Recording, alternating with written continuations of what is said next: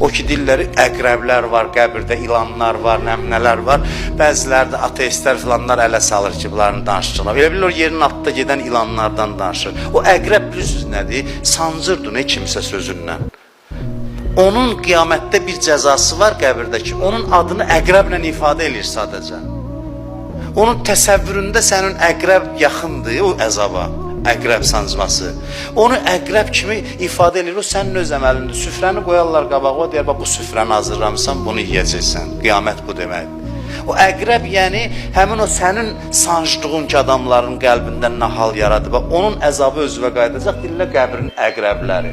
Yoxsa bu gördüyümüz ilandan əqrəbdən deyil. O başqa bir şeydir. Bütün bunlara inanaq. İnanaq ona görə, o mənada yox ki, yəqin tapaq. Ehtimalla başlayaq.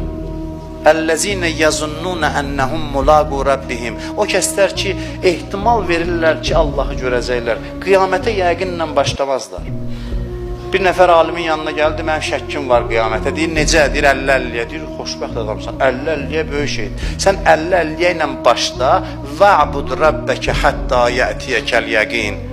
Bəndəlik elə ki, yəqinə çatasan. Axırıncı gecədə İmam Hüseyin pərdəni çəkdi, göstərdi cənnəti. Sən şübhə ilə başla ki, bəlkə var, bəlkə yoxdur hələ. Yavaş-yavaş yəqinə getsən. Yavaş-yavaş işin düzəlsin.